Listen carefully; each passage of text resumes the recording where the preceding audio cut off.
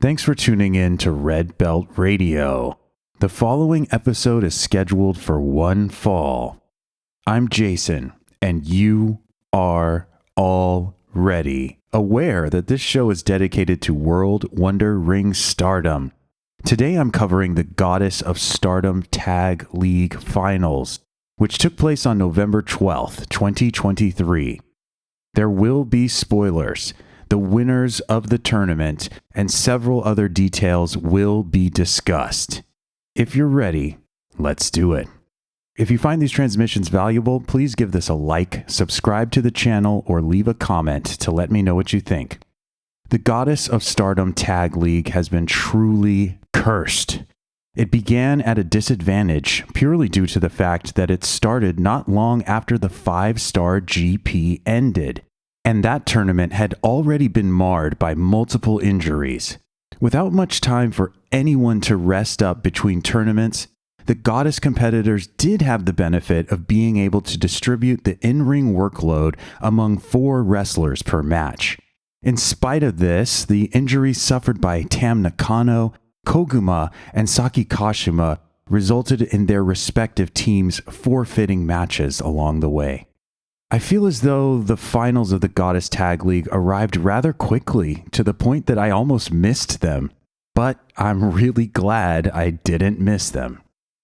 It's not extremely often that you find Shuri in an opening match, but with her tag partner sadly out for the time being, there was no other place for her.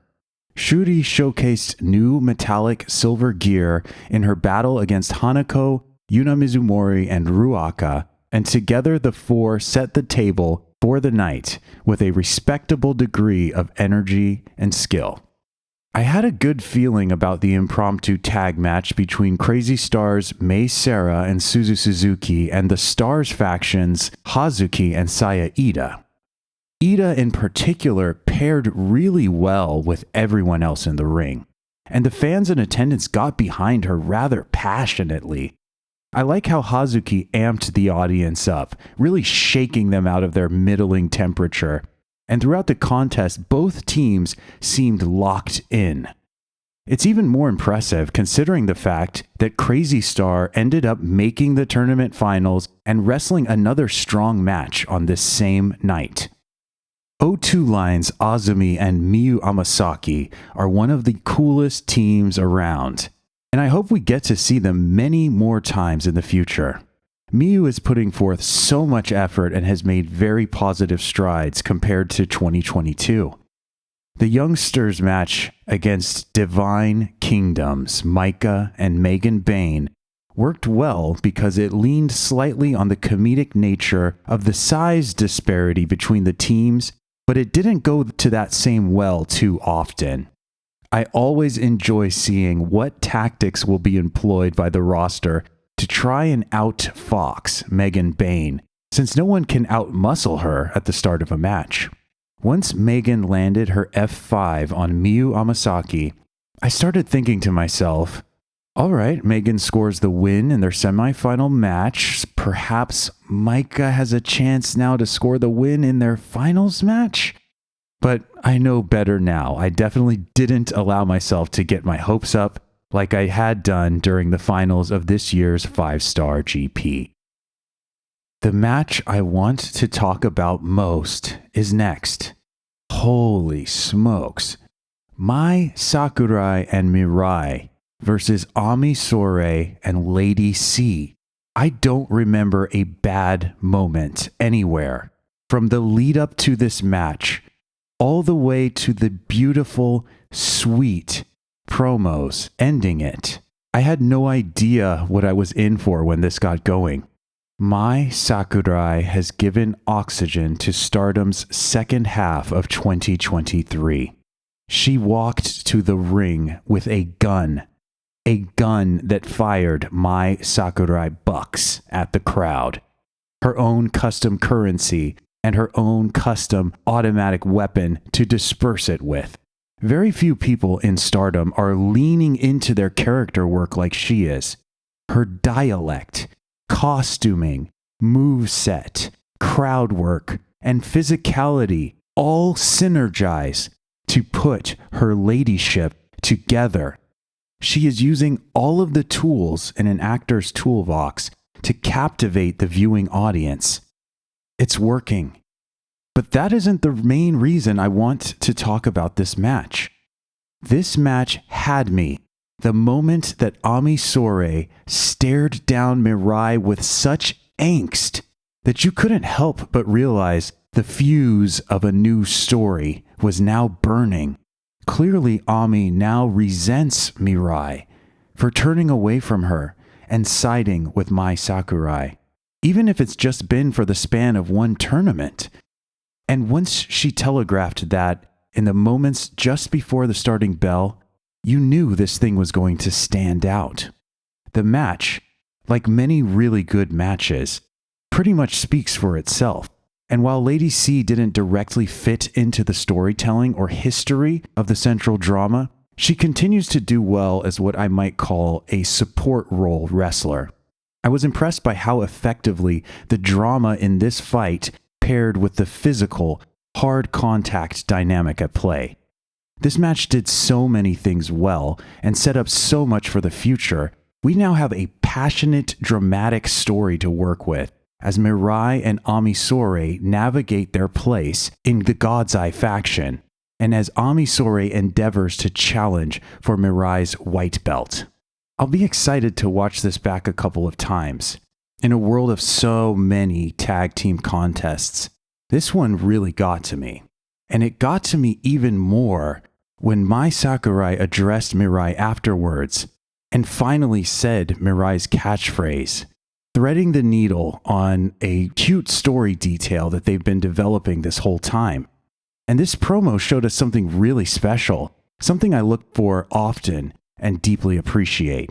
It showed us a glimpse of the true connection that these two people have, because they were both realizing that their time in this team was coming to a close, and they were saying goodbye, and neither of them could hold back their emotions.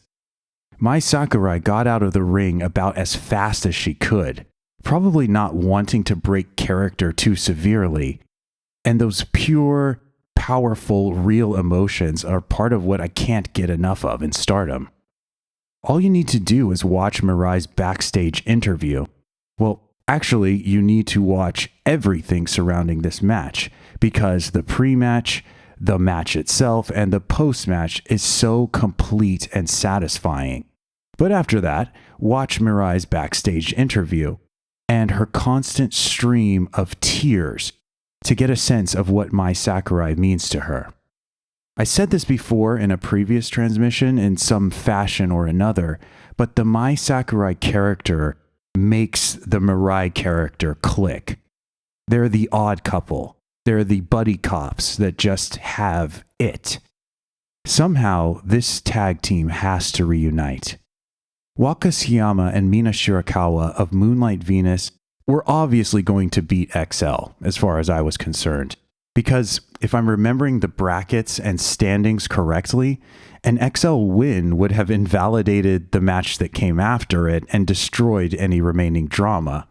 The only thing I really want to say here is that I feel like Waka Tsuyama is a tremendous seller and quietly one of the best sellers in Stardom. She's really fun to watch. Mafia Bella, Thekla, and Julia, to be precise, are another one of the coolest tag teams around. I really like how much Julia gives to her opponents.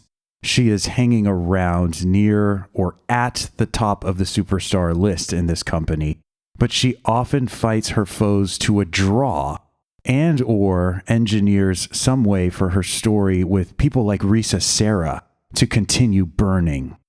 I think there's potential for some kind of Julia, Risa Sera, Suzu Suzuki triangular feud to work. But the question is, will there be enough time for us to see it? This match ended in a draw, which meant that Crazy Stars Mei Sera and Suzu Suzuki would be facing off against Divine Kingdom's Micah and Megan Bain. As many have said before, deja vu all over again. It really speaks volumes that Suzu Suzuki has made it to the finals of 3 of Stardom's 4 tournaments this year. But fortunately, it also speaks volumes that Maika has made it to the finals of 2 of these tournaments herself. This is because Stardom's regard for Suzu is obvious, and Stardom's regard for Maika, at least before tonight, was much harder to pin down. Crazy Star, you are quite the talented team. Between the two of you, you've got tournament wins and a high-speed title to your name, all without the backing of a faction or a storied history in the company. You are full of potential, and your skill is undeniable. But you are facing Divine Kingdom, and by virtue of facing Divine Kingdom, you are already dead. I'm not sure if it's largely due to the injuries that have rerouted Stardom's storytelling in 2023 or not, but this whole Suzu Suzuki and Maika thing is definitely a thing now. This is a rivalry and an intense pairing of personalities that has the potential to endure for some time.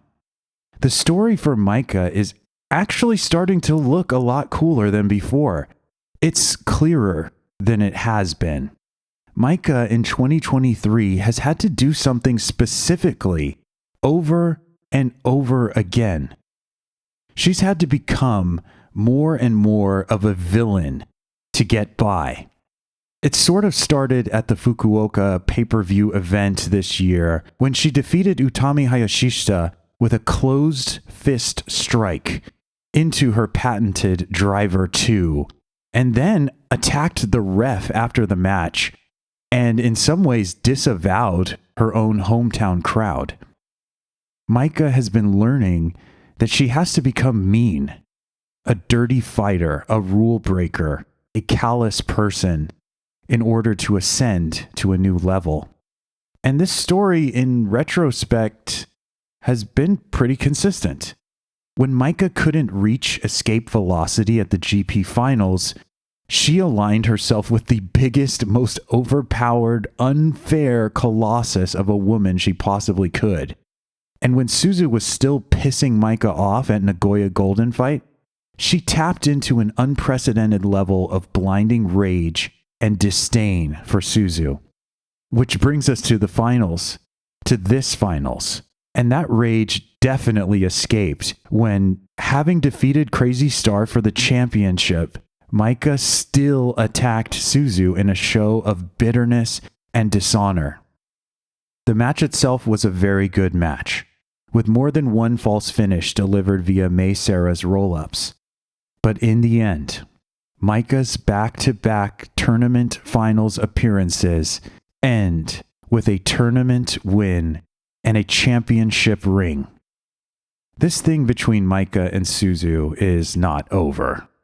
Sure, the events of this finals does feel like Maika getting payback, but I don't think Maika will ultimately win the war.